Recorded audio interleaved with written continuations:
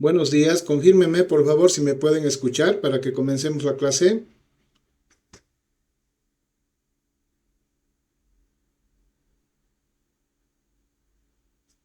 ¿Alguien me puede confirmar si me escuchan, por favor?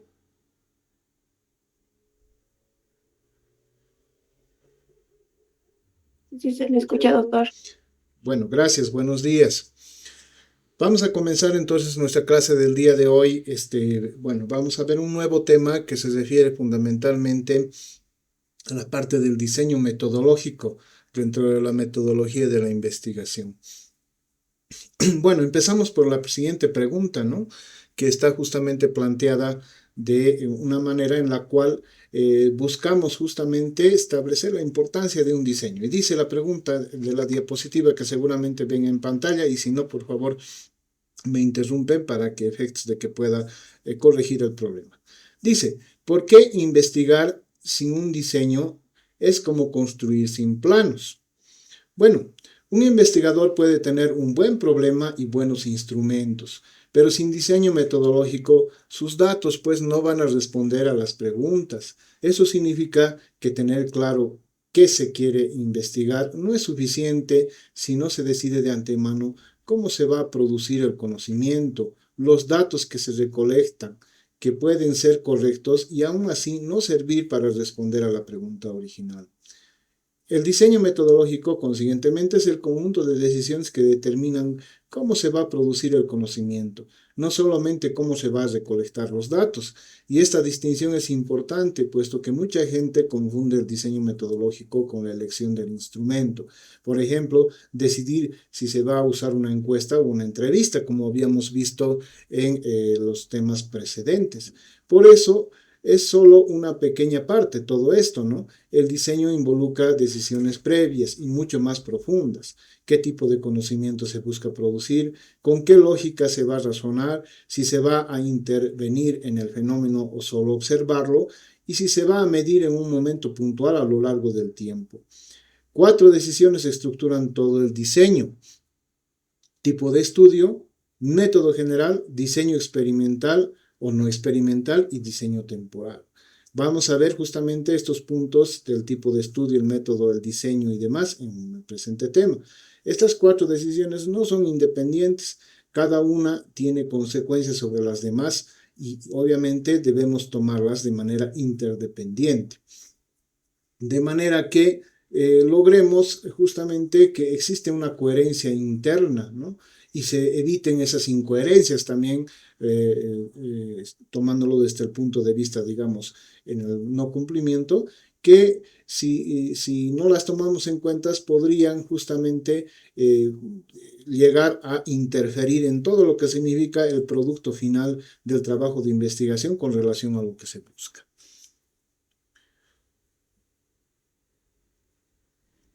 El tipo de estudio define qué puede concluirse, no solamente qué estudia, ¿no? Esta diapositiva justamente tiene que ver con lo que significa la elección del tipo de estudio.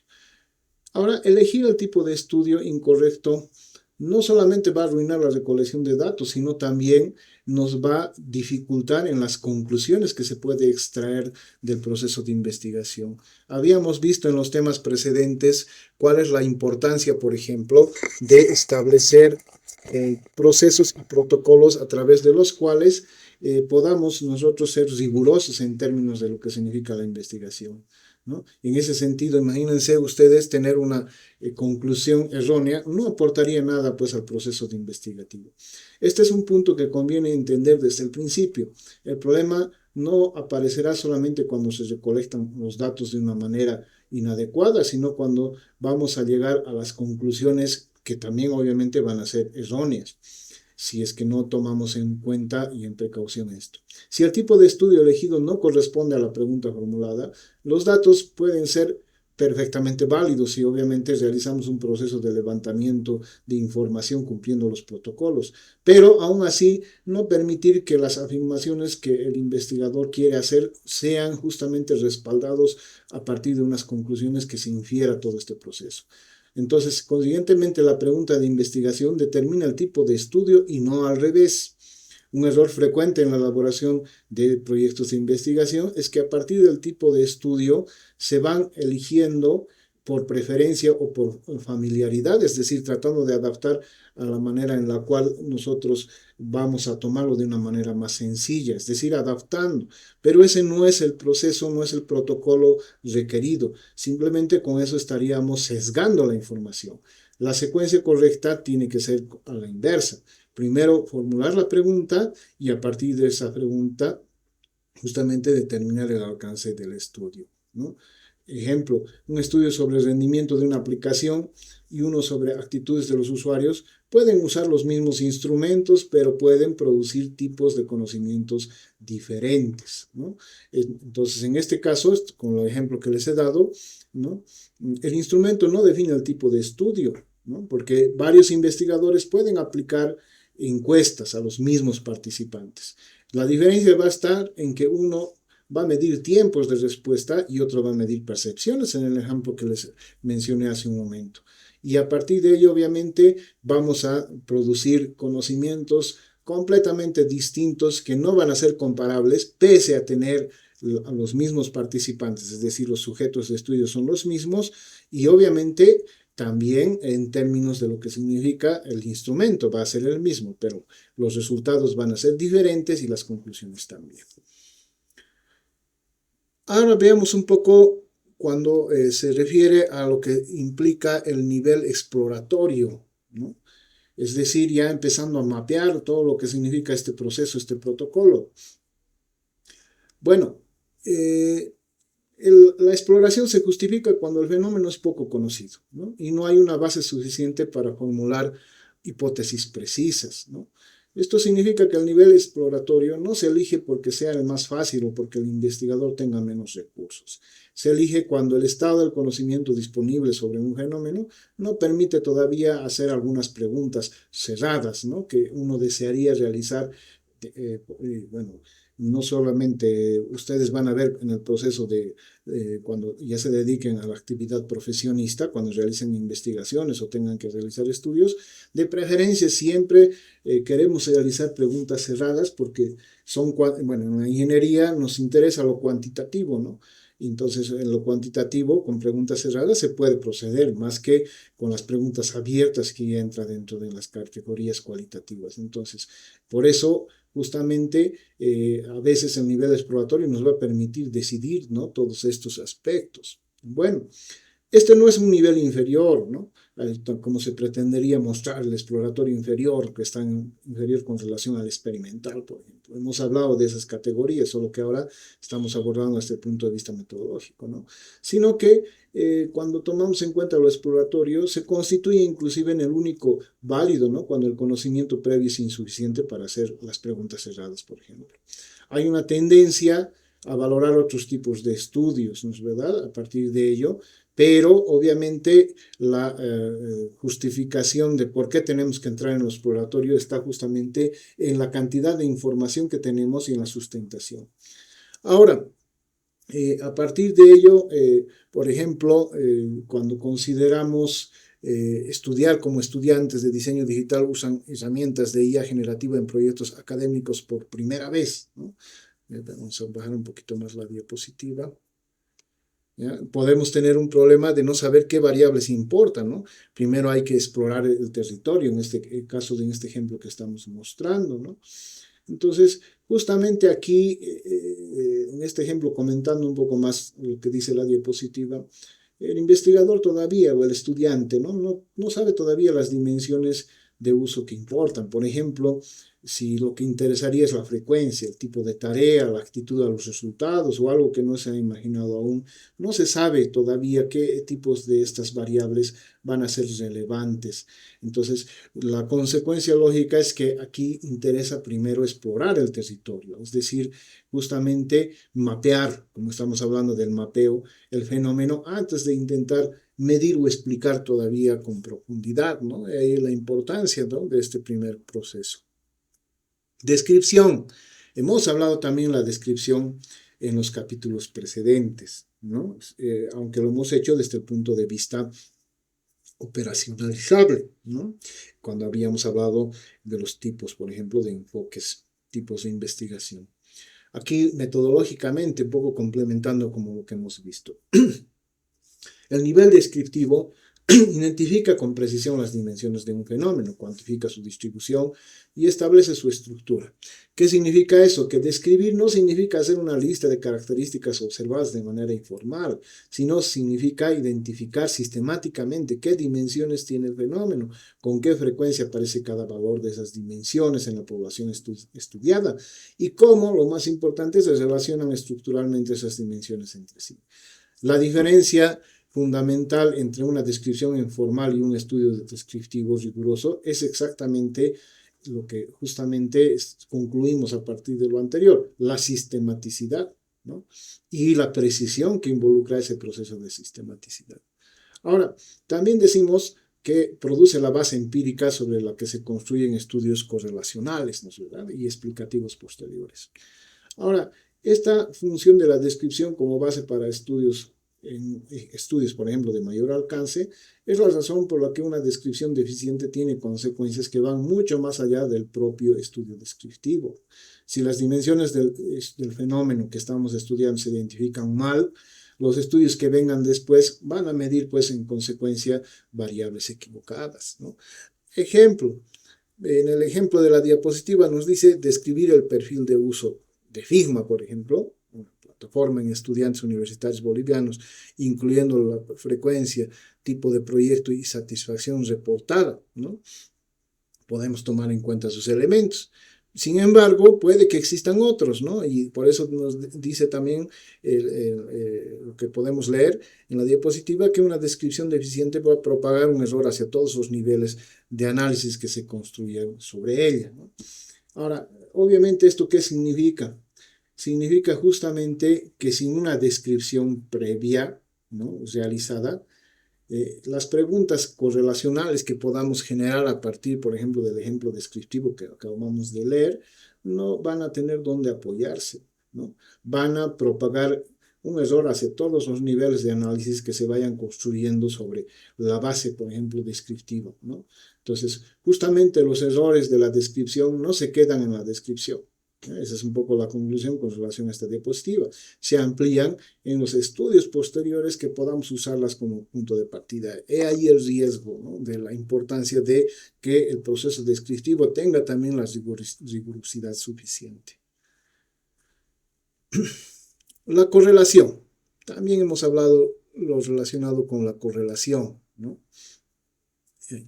Bueno, el nivel, antes, ¿no? Correlación justamente significa la relación, les recuerdo, ¿no?, en términos del enfoque, ¿no? Es la parte de investigativa que va relacionando las variables, encontrando algún tipo de patrón o algún tipo de relación casuística, ¿no? Habíamos hablado también en clases precedentes con uno de los métodos, técnicas, como quieran llamarlos, dependiendo obviamente del enfoque de investigación que se utilizan a nivel cuantitativo, por ejemplo, es el coeficiente R de Pearson, ¿no?, el coeficiente de correlación, les había dicho, ¿no? Bueno, el nivel correlacional establece justamente si esas dos variables se van a mover juntas y en qué dirección, ¿no es verdad? Es decir, si va a existir una relación casuística. Cuando se dice que dos variables están correlacionadas, esta relación casuística nos dice que cuando una aumenta, la otra también tiende a aumentar, o puede ser una relación también inversa, es decir, cuando una de las variables aumenta, la otra va a disminuir. Bueno, fundamentalmente eso en términos técnicos se denomina la covariación sistemática entre las variables, ¿no? Ahora, esto no dice nada sobre qué produce qué, ni sobre qué, si hay una tercera variable que está produciendo ambas simultáneamente. Es decir, esta causalidad solamente se va, relación de causalidad casuística, solamente se va a relacionar entre las dos variables, pero una de las limitaciones va a ser justamente establecer si hay otras variables también casuísticas que van a justamente determinar el comportamiento de las anteriores, ¿no?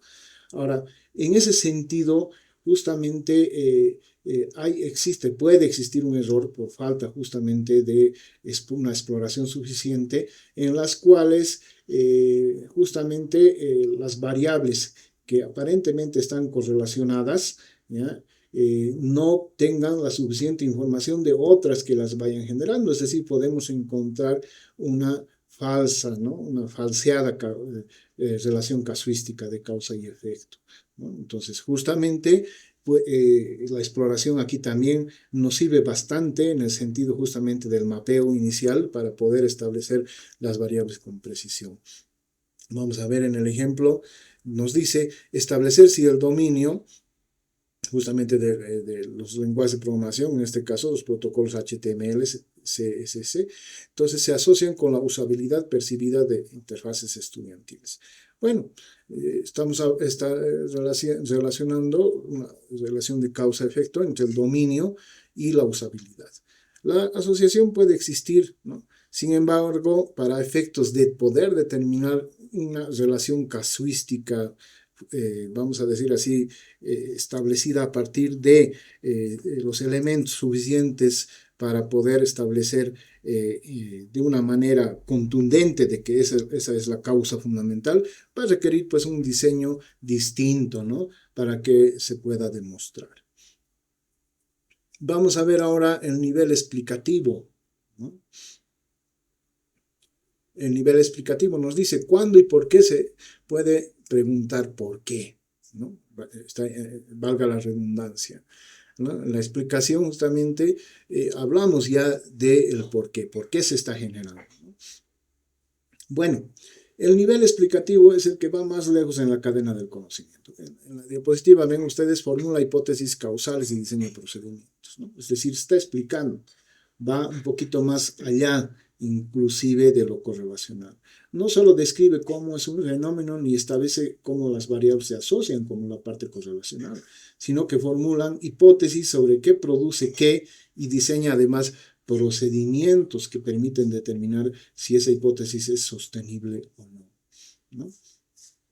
Obviamente, para hacer esto con rigor, el investigador necesita pues de un diseño que le permita controlar las condiciones en las que se va a producir el fenómeno, lo que generalmente implica una forma de diseño experimental o cuasi experimental que también hemos hablado, ¿no?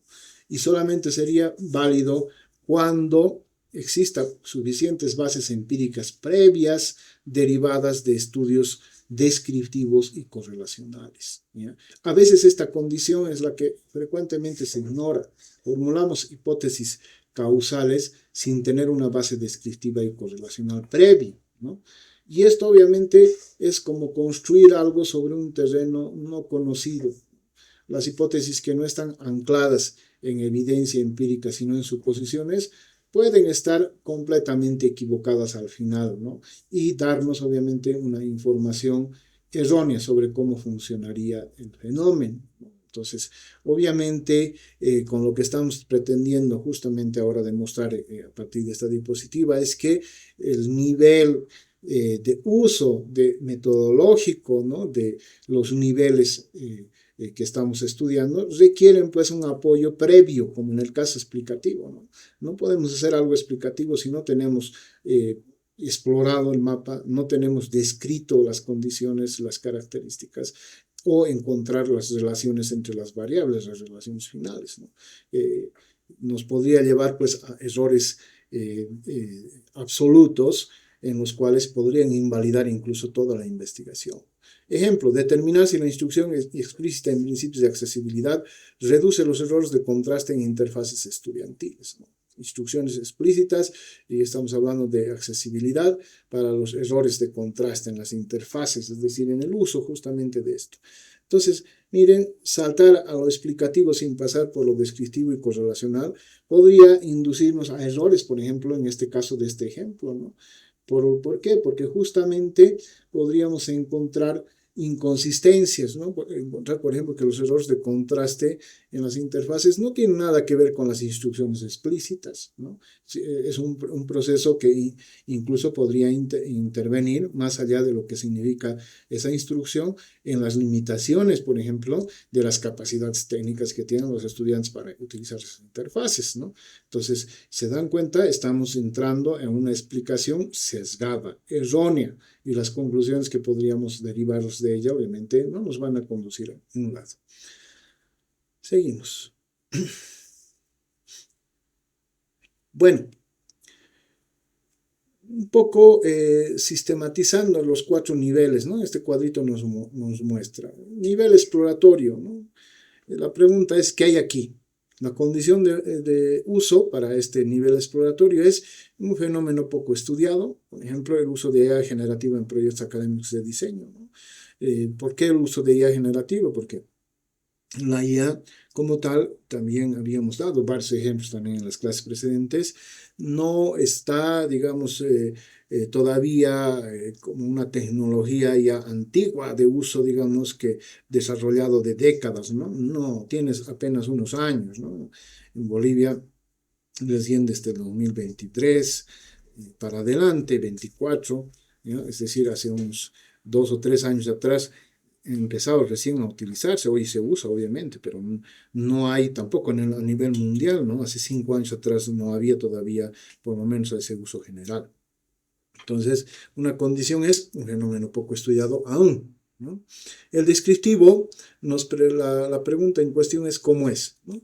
El uso, un fenómeno conocido, no documentado con precisión, ¿no? Como habíamos dicho en los perfiles de uso de los sigmas.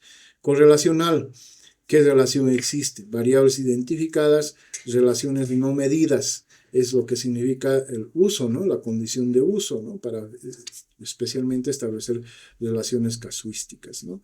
El ejemplo que también habíamos visto, el dominio de los lenguajes HTML con relación a la usabilidad, ¿no es verdad? Por ejemplo, puede ser un tema bastante interesante, pero obviamente el correlacional va a requerir que se identifiquen las variables de causas primas, como se dicen, o causas de raíz, ¿no? No debemos pensar que solamente el uso de las relaciones entre las variables que hemos podido identificar ya puede ser una respuesta definitiva. Para eso hay que hacer una descripción y un acto, digamos, investigativo en términos de exploratorios previos y bastante bien solidificados. El explicativo, ¿por qué ocurre? ¿No? Ya, además de todos los pasos previos, que son requisitos fundamentales, ya planteamos justamente las hipótesis causales previas, ¿no? Como habíamos visto también en el ejemplo desarrollado en la diapositiva previa. Entonces, este cuadro nos muestra justamente, es bastante sencillo. Tienen ustedes en el texto de la asignatura todo lo que estoy por si acaso presentando, es de que vayan complementando también su estudio. Bueno, la investigación de desarrollo tecnológico, dice, un tipo de estudio con lógica propia. Bueno, aquí vamos a ver justamente un aspecto de la investigación que es bastante, digamos, relevante, importante con relación a nuestra área de estudio, ¿no? Hablamos justamente de la investigación tecnológica, ¿no? Que es donde vamos a, como ingenieros en programación y diseño digital, donde vamos a trabajar, ¿no? Bueno, aquí nos dice, ¿no? No se orienta a producir conocimiento, sino a desarrollar, implementar y evaluar un artefacto tecnológico con metodología científica, ¿ya? En una primera instancia, un desarrollo tecnológico tiene esa connotación que también habíamos visto anteriormente en los temas previos, ya desde el punto de vista del enfoque, ¿no? Desarrollo tecnológico no debemos confundir con la producción del conocimiento, sino más bien es el proceso de la implementación o el desarrollo, ¿no? A la cual nosotros estamos obviamente orientando a veces en nuestro trabajo, ¿no? ¿Qué significa esto? Significa que hay una distinción, una clara distinción que justamente debemos establecer, ¿no? Lo que significa el desarrollo de un proyecto de programación, ¿no? Con criterios explícitos y validación de usuarios expertos, de lo que significa justamente la línea de un trabajo de académico de investigación, por ejemplo. En ambos casos puede haber códigos, diseños, funcionalidades. La diferencia va a estar en que la investigación en desarrollo va a incluir un proceso sistemático de evaluación basado en criterios definidos de antemano, ¿no? Y esa evaluación justamente, perdón, se va a realizar con usuarios reales o expertos que van a validar si el artefacto, por ejemplo, o el producto cumple con los objetivos con los cuales fue diseñado, ¿no? Entonces, un ejemplo de ello, diseñar y validar un sistema de prototipado colaborado para equipos de diseño distribuido, ¿no?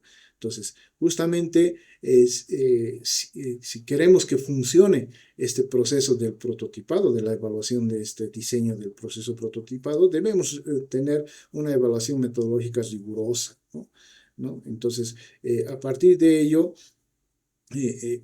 se convierte como nuestro producto final justamente la funcionalidad. ¿Ya? No, en este caso, el conocimiento científico no es directamente lo que pretenderíamos justamente desarrollar a partir de ellos. Bueno, a partir de ello hay 4 propósitos distintos, ¿no? Que también los resume bastante este cuadro con relación a lo que significa esta aplicación, el desarrollo, la evaluación con relación a los productos, ¿no? De que se pueden generar a partir de lo que es el desarrollo tecnológico. Un tipo básico, el resultado principal, teorías, modelos, ¿no? ¿Cuál es el conocimiento que se puede justamente generar? Conocimiento por sí mismo, ese es el producto final. Alguna vez les comenté la teoría de sistemas, por ejemplo. Ustedes saben que hay una carrera que se llama Ingeniería de Sistemas, ¿no? Está relacionado también con nuestra carrera. Sin embargo, la teoría de sistemas no ha sido desarrollada, como ustedes pensarán, para fines, digamos, de uso informático. Es mucho más antigua. La teoría de sistemas ha nacido inclusive con la parte de la biología. Biólogos, gente relacionada con las ciencias naturales, ha empezado justamente a establecer teorías con relación al funcionamiento de los organismos vivos en interacción en los ecosistemas, ¿no? Antes de las primeras computadoras, les digo, antes de que exista siquiera la noción de las redes y demás, ¿no? Entonces, ¿cuál era el objetivo de esas teorías? Conocimiento, ¿no? Y obviamente esos conocimientos luego han sido utilizados para la parte informática y han servido bastante bien, ¿no? Como ahora se... Pero justamente ahí está la diferenciación, ¿no? El tipo básico produce conocimiento por sí mismo. El aplicado, soluciones, herramientas, aplicación a problemas prácticos, es la relación con el conocimiento. Por ejemplo, una guía de accesibilidad para aplicaciones universitarias es un tipo de conocimiento aplicado, ¿no? Que se va a poder generar a partir justamente de todos estos procesos. Desarrollo tecnológico, ¿no? El resultado principal es la evaluación, un sistema evaluado. Aquí tenemos dentro de lo que es la relación con el conocimiento, artefactos, por ejemplo, nuevos. Cuando me refiero a artefactos, es una palabra que también está muy de moda hoy. No tiene una connotación de artefacto mecánico necesariamente, sino un artefacto tecnológico.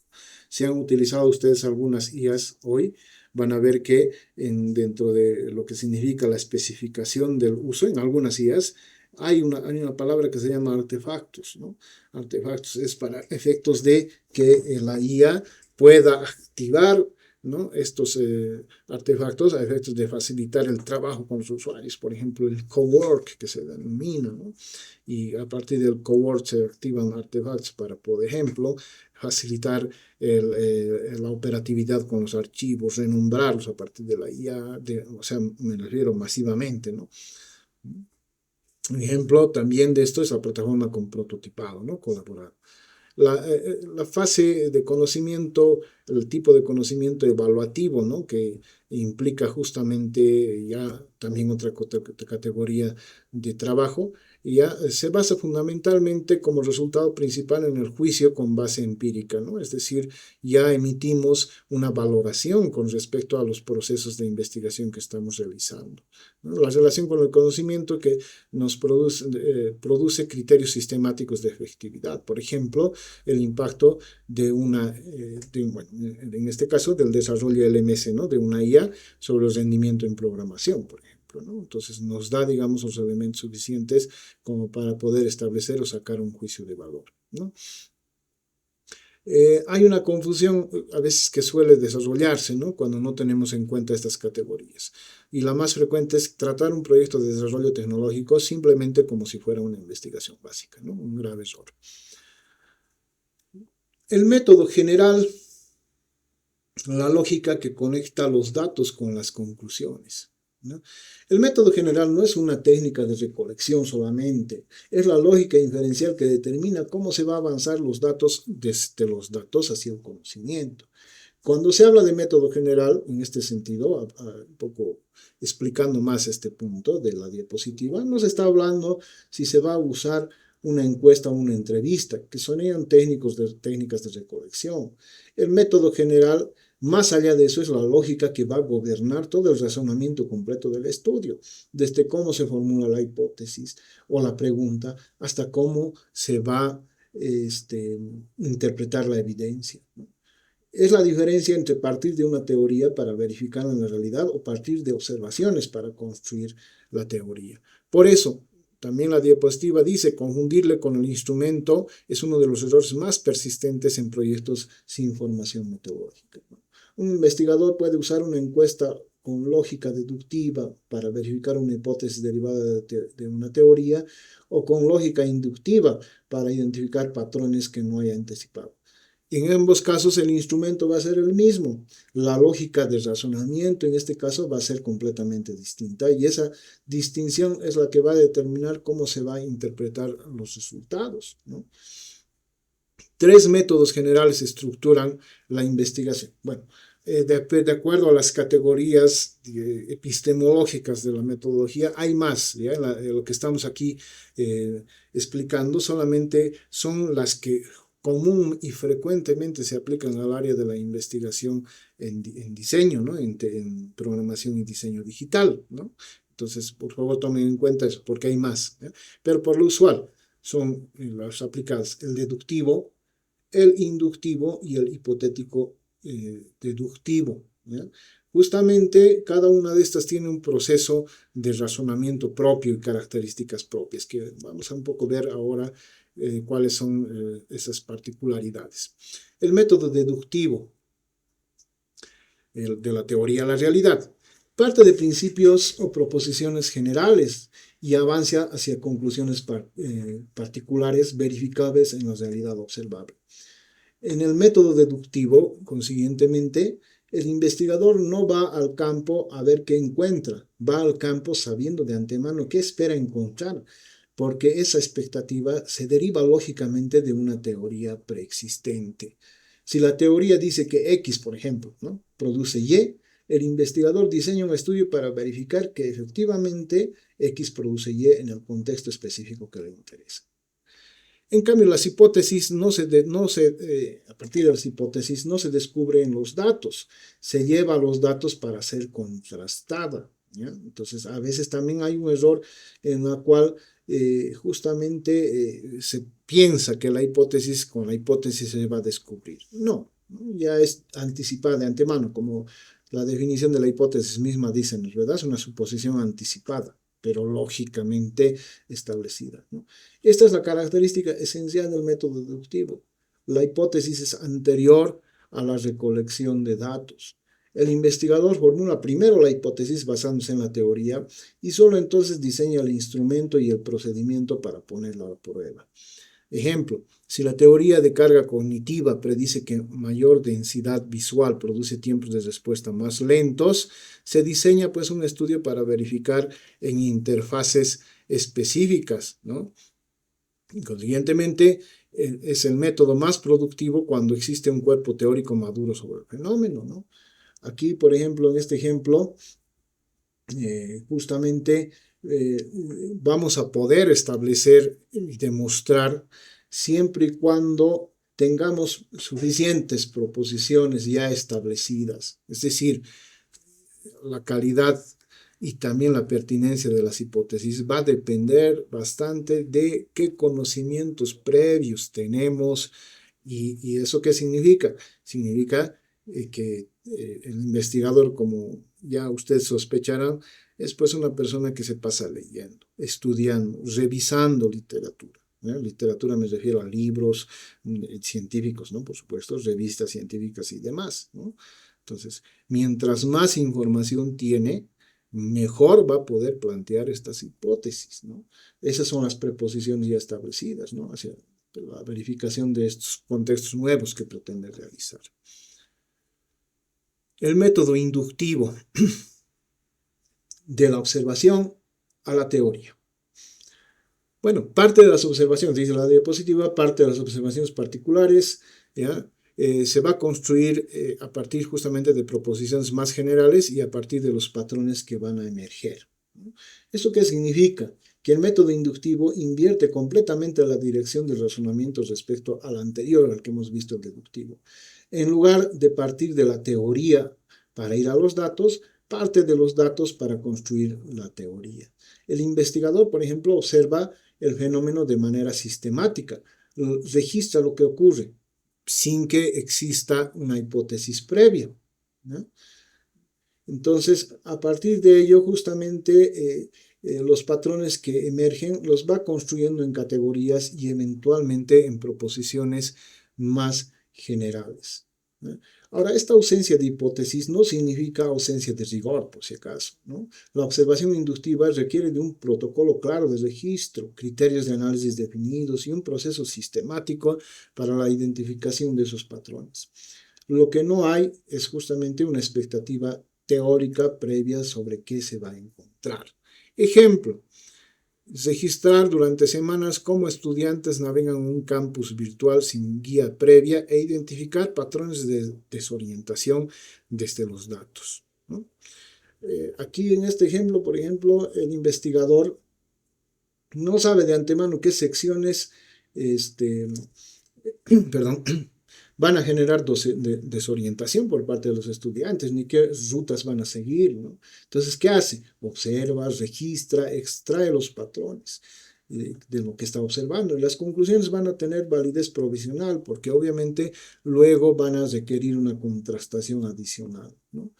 Entonces, esto es una característica, este ejemplo que nos está mostrando es una característica inherente del método inductivo, ¿no? Las proposiciones que se van a construir desde los datos de un estudio van a necesitar ser verificadas en otros contextos y con otros participantes antes de que se pueda consolidar como conocimiento establecido.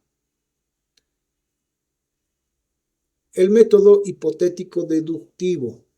Bueno, aquí la clave, ¿no?, de este método es el ciclo entre teoría y evidencia, es decir, el ciclo propiamente dicho.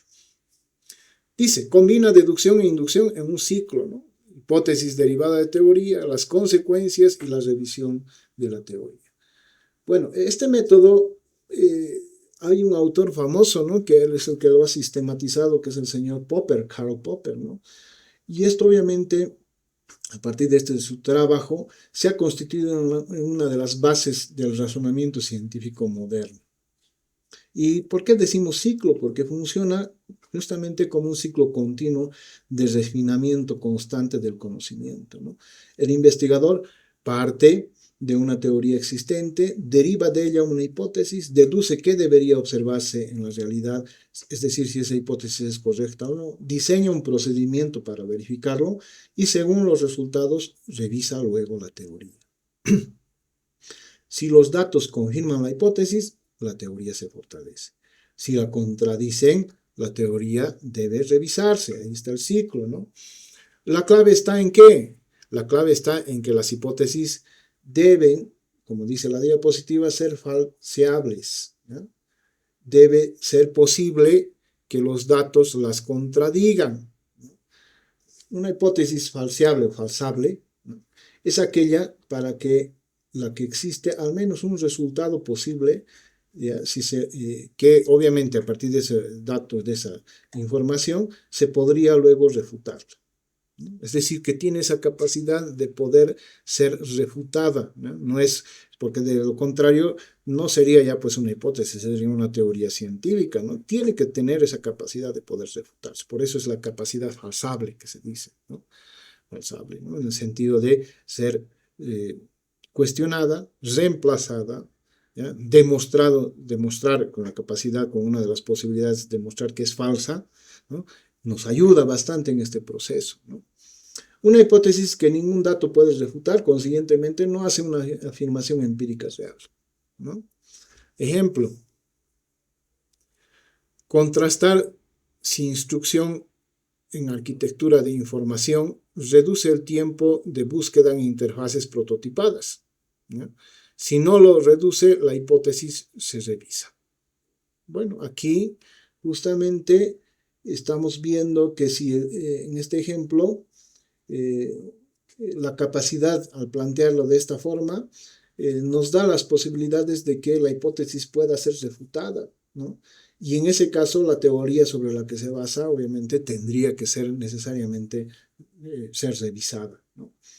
Entonces, eso justamente, esa capacidad de cuestionar que tenemos a las hipótesis, de poder demostrar su falsabilidad, de poder plantear otra a partir de esa incapacidad, ¿no es verdad?, de poder sostener, en este caso, los argumentos necesarios y suficientes para poder establecer una teoría científica sólida, es lo que justamente nos permite avanzar en el conocimiento científico. Es lo que nos da ese ciclo que habíamos visto anteriormente. Bueno, en este cuadro justamente también van a tener ustedes el resumen, tienen en el material, pero vamos a hacer rápidamente una consolidación de lo que hemos explicado. Deductivo, punto de partida, teoría consolidada, ¿no? Condición de uso, existe un marco teórico maduro sobre el fenómeno. Maduro significa suficientemente explicado y demostrado, ¿no? Ejemplo, verifica si la teoría de Nielsen, por ejemplo, predice errores de navegación en una aplicación universitaria, ¿no es verdad? Cuando hablamos de teoría de Nielsen, estamos hablando de algunas teorías en términos de lo que significa el establecimiento de controles de errores y controles de también aleatoriedad en el proceso de la producción de errores que se van generando en sistemas, ¿no? ¿Verdad? O sea, bueno, no interesa mucho en este momento ahondar en la teoría, pero sin embargo lo que nos sirve es que en este tipo de método deductivo verificar si efectivamente esa teoría predice o no los errores que tendría que predecir en una aplicación universitaria que es mucho más concreta. El inductivo, su punto de partida, observación sin hipótesis previa. No se olviden, ¿no? En el inductivo, la hipótesis no es una condición indispensable, ¿no es verdad?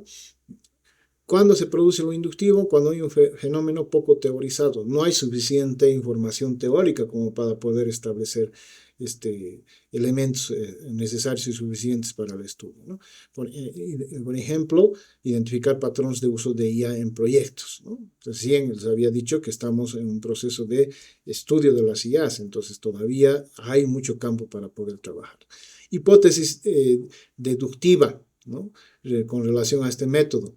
El punto de partida justamente es esa capacidad de falsabilidad de las hipótesis, de poder cuestionar, de poder rebatir, reemplazar o demostrar la imposibilidad de que una hipótesis pueda trabajar en este sentido.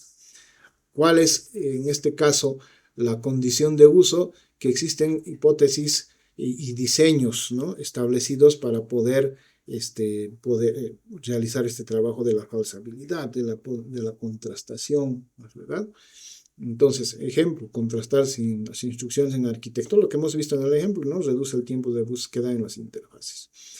Entonces, este método, el método, en este caso de lo que estamos viendo, el deductivo, el inductivo, el hipotético deductivo, no se elige tampoco por preferencia, es decir, no se va a elegir solamente como una condición de mi preferencia. Me parece mucho más científico, por ejemplo, utilizar un método que otro. No, sino lo va a determinar el estado de conocimiento sobre el problema, la teoría.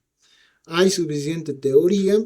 Bueno, se elegirá un método. No hay suficiente teoría, tal vez el inductivo, ¿no? Ahora, existe teoría, pero con la cual nosotros tenemos la posibilidad de poder cuestionar su aplicabilidad, es decir, en ciertos contextos específicos, utilizaremos pues el hipotético deductivo, ¿no?, que es un ciclo que nos va a permitir plantear, cuestionar y ver si efectivamente funciona y para mejorar justamente qué cosa, lo que estamos tratando de buscar, el conocimiento científico. Más allá de los tres, ¿no?, dice métodos que se definen por el procedimiento del análisis. Bueno, acá en este tipo de metodología vamos a ver justamente otros que van más allá de ese nivel de contrastación, de producción de conocimiento. Y esto justamente es basado en el procedimiento. Uno de esos famosos que están ahí es el método analítico sintético, ¿no? Este descompone el objeto, como dice la diapositiva, en partes, las estudia por separado y reconstituye todo desde esa comprensión. Ahora, este método, un poco explicando, ¿no?, lo que ustedes están leyendo en la diapositiva, opera desde una lógica distinta a lo que hemos visto anteriormente. No se define por la dirección del razonamiento entre teoría y datos, sino por el procedimiento mediante el cual se analiza el objeto de estudio. Descomponer un sistema en sus partes nos va a permitir estudiar cada componente con mayor profundidad de la que sería posible si solo se intentara estudiar el sistema completo de manera simultánea, ¿no? Pero, sin embargo, la fase de síntesis también es igualmente importante. El objeto de estudio no solo se constituye en la suma de sus partes, sino también en la manera en que estas partes se van a articular y cómo también van a interactuar, ¿ya? Por eso dice, es útil en sistemas complejos. Ejemplo, ¿no? Dice una plataforma, bueno, aquí, comparar dos metodologías de enseñanza de programación en grupos de distinto perfil de entrada.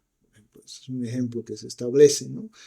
Para un poco ver todo lo que significa este proceso, ¿no? Aquí, en este ejemplo, la comparación va a permitir identificar qué es específico en cada caso y de qué manera puede ser compartida, y obviamente a partir de esto vamos a poder establecer explicaciones más sólidas, ¿no es verdad?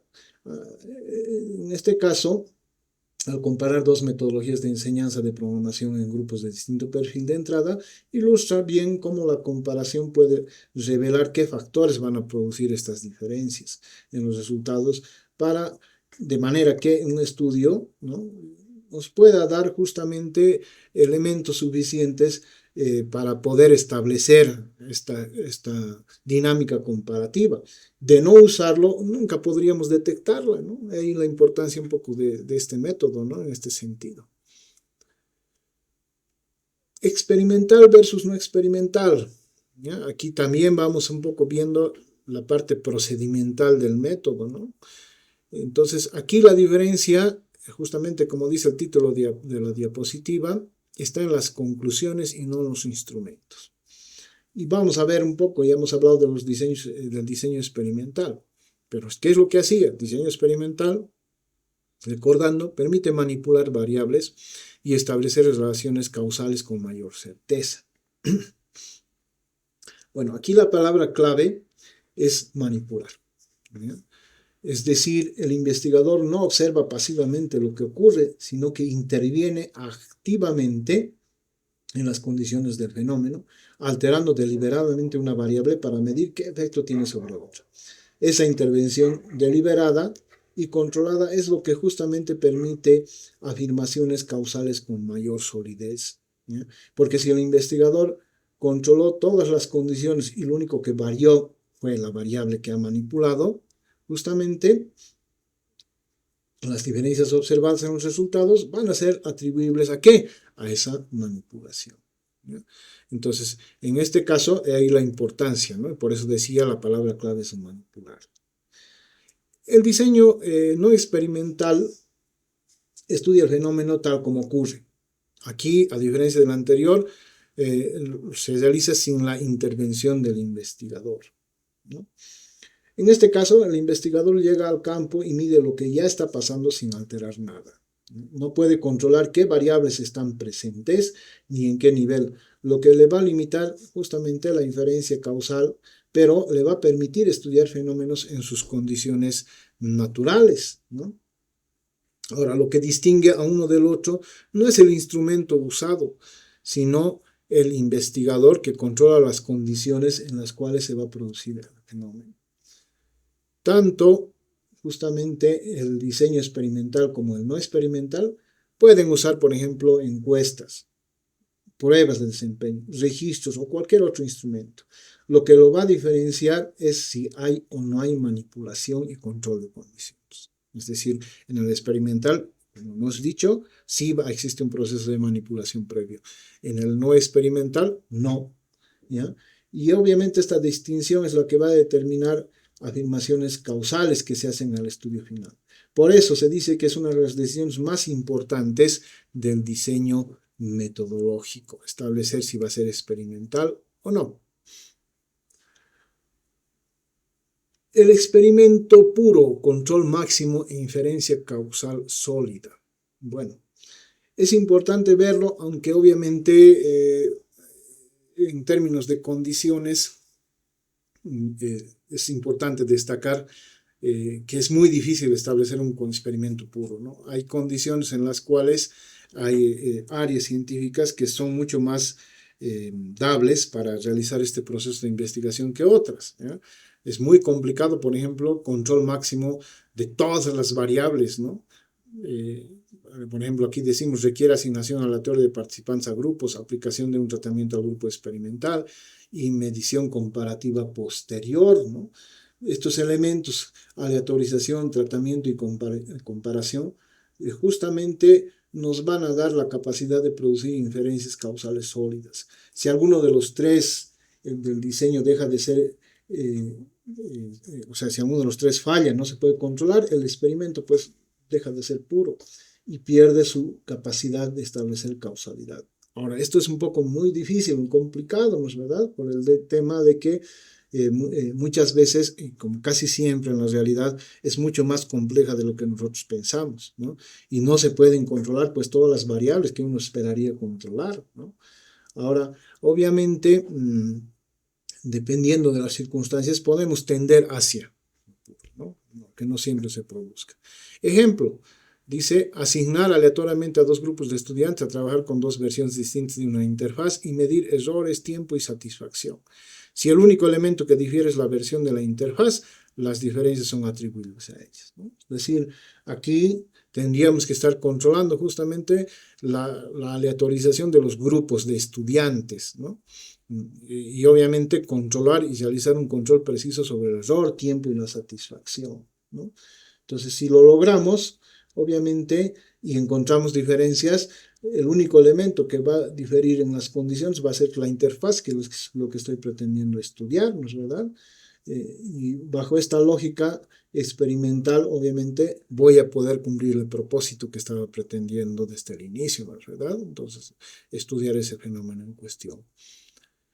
Ahora, lo que decíamos, ¿no? ¿Por qué es el experimento puro tan difícil, ¿no? Bueno, fundamentalmente, como ven ustedes en la diapositiva, ¿no?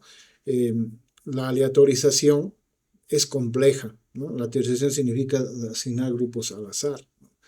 ¿Y por qué es compleja? Justamente porque a veces implica un acceso diferenciado o también acceso a recursos, ¿no? O instrucciones que están implícitas dentro del proceso. Suele también suceder, los grupos ya están formados por razones institucionales, ¿no? No siempre voy a poder aleatorizar a los grupos en cuestión, están horarios, profesores y demás, y tengo que tomar en cuenta o realizar una prueba o con esos grupos, no voy a poder pues decirles, si es que es un grupo experimental, bueno, dejen de pasar clases y en este horario nos vamos a reunir, va a ser un poco complicado, tengo que ir hacia donde están ellos disponibles, ¿no? Ahora, en el caso de las investigaciones universitarias, por ejemplo, en ese sentido se dice que por la complejidad no son pues las reglas, sino más bien la excepción, ¿no? Ahora, obviamente, a partir de esto nos lleva, cuando ya tenemos ese nivel, digamos, de dificultad, o nos tendría uno ese nivel de dificultad, nos lleva justamente al diseño cuasi experimental. ¿Ya? El diseño cuasi experimental justamente trabaja con grupos preexistentes, ¿no? No necesariamente exige una asignación aleatoria, la aleatorización, que es un factor fundamental en el proceso de desarrollo experimental, ¿no? Dice también que controla las diferencias iniciales entre grupos, y aquí es un aspecto clave, con mediciones previas al tratamiento, ¿no? Es decir, para mitigar un poco el efecto de la aleatorización, nosotros vamos a desarrollar mediciones previas al tratamiento, ¿no? Aquí hay un ejemplo, ¿no? Aplicar dos metodologías de enseñanzas de HTML del lenguaje de programación en dos paralelos distintos de un mismo curso y comparar resultados controlando conocimiento previo, ¿no? Entonces, en este caso, por ejemplo, no estoy aleatorizando, sino más bien lo que voy a hacer es tomarles un test previo a efectos de que pueda luego yo medir las diferencias, ¿no? ¿Y qué me va a permitir el test previo, el conocimiento previo? Saber en qué nivel estaba, ¿no? Y con eso reduzco obviamente el proceso de aleatorización que puede ser a veces inaccesible en mi caso. El diseño no experimental. Cuando tenemos varias preguntas legítimas, es el único posible, se dice que es el único posible, ¿ya? El no experimental no implica necesariamente manipulación ni asignación a grupos, ¿no? Sino más bien implica el registro y la observación sin que se den o se alteren las condiciones iniciales o las condiciones necesarias y suficientes para desarrollar el experimento. Dice, es el único diseño válido para variables que no se pueden manipular, en el sentido justamente de poder establecer, en este caso, el control sobre las mismas. Por ejemplo, ahí está el nivel socioeconómico, género, tipo de dispositivo, carrera elegida, ¿no? En el nivel socioeconómico es pues harto complejo poder pretender manipularnos, ¿verdad? ¿Cómo podría, si estoy haciendo un estudio con esa connotación, con esa dimensión, cómo podría, digamos, decir, bueno, voy a buscar que el grupo económico de una población que estoy estudiando cambie para efectos de mi experimento? No se puede, ¿no es verdad? Está fuera totalmente de nuestro alcance. Las condiciones materiales de subsistencia están fuera de mi alcance. A veces ni siquiera yo puedo subsistir como yo quisiera, ¿no es verdad? Peor todavía pretender para una investigación manipular eso, ¿no? Género, tipo de dispositivo, lo mismo, ¿no es verdad? Quiero saber o quiero que todos los estudiantes tengan en común el mismo dispositivo. Todos van a utilizar un iPhone, por ejemplo, y de tal marca. Imposible, ¿no? Cada usuario va a tener el dispositivo que prefiera o que pueda acceder, ¿no es verdad? No, todos pueden comprarse un iPhone o no les gusta. Entonces, eso también ya de por sí es una limitación que no puedo manipular, tengo que hacerlo con lo que existe, ¿no? Carrera elegida lo mismo. Un error frecuente, confundir intervención con experimento, ¿ya? No es lo mismo intervención con experimento. La sola presencia no hace experimental un diseño, ¿ya? No, recuerden, en la experimental la clave es la manipulación sistemática de la variable que estoy pretendiendo estudiar bajo condiciones controladas, ¿ya? Esa es la clave, no la presencia. A veces podemos decir, es experimental porque el investigador ha estado en el campo. No, no. Justamente, un ejemplo que ven ustedes en la diapositiva, por ejemplo, podemos tener un taller de diseño vectorial al que asisten todos los estudiantes. Obviamente, en el taller vectorial, por la sola asistencia, no se constituye de por sí un experimento. No hay un grupo control, por ejemplo, y no hay una medición previa comparable, y tampoco habrían mediciones controladas en condiciones, si es que no lo planteo de esa manera, ¿no? Entonces, absolutamente no nos serviría mucho. Esta tabla, ¿no?, que nos resume todo lo que hemos visto. Diseño experimental puro, manipulación sí controlada, asignación aleatoria, conclusión causal con alta certeza. Deseable, ¿no? Cuasi experimental, manipulación puede existir o no, por eso dice parcial. En algunos casos sí, en otros no. La asignación puede ser no aleatoria, ¿no? Nos permite esa posibilidad de no aleatorización. Ahora, conclusión posible, causal con reservas, ¿no es verdad? O sea, podemos establecer relaciones causa y efectos, pero de ninguna manera van a poder ser definitivas.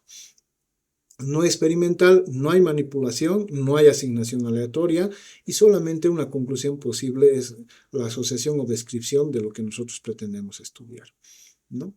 Variantes del diseño, ¿no?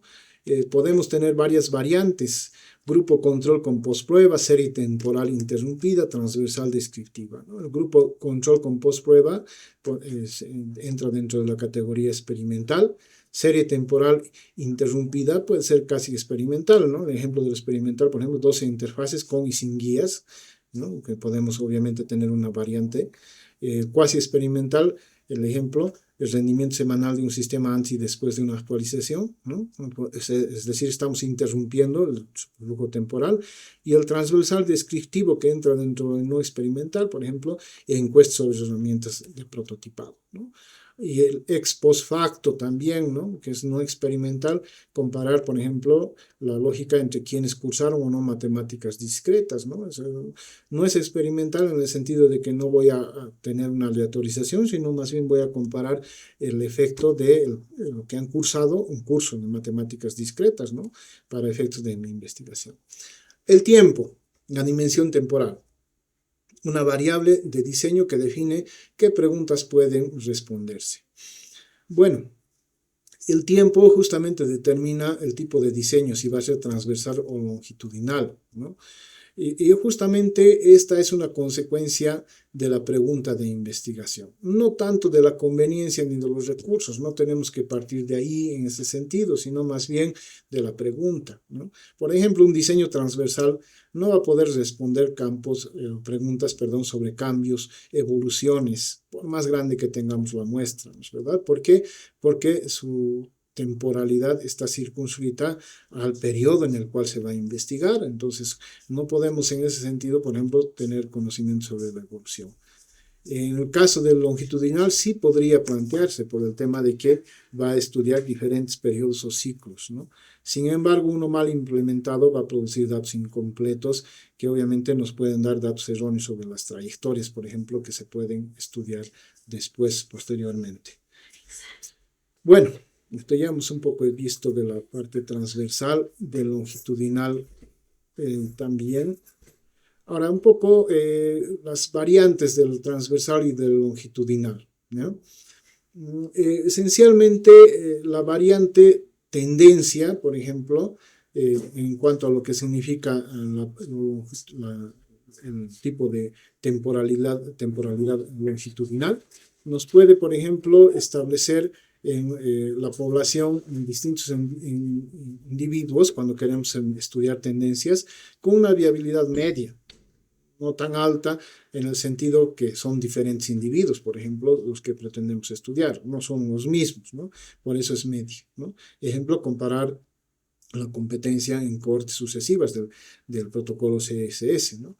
El cohorte también es una variante en los cuales nosotros estudiamos en grupos con atributos comunes. Ya cuando tenemos atributos comunes tenemos una viabilidad media alta, ¿no?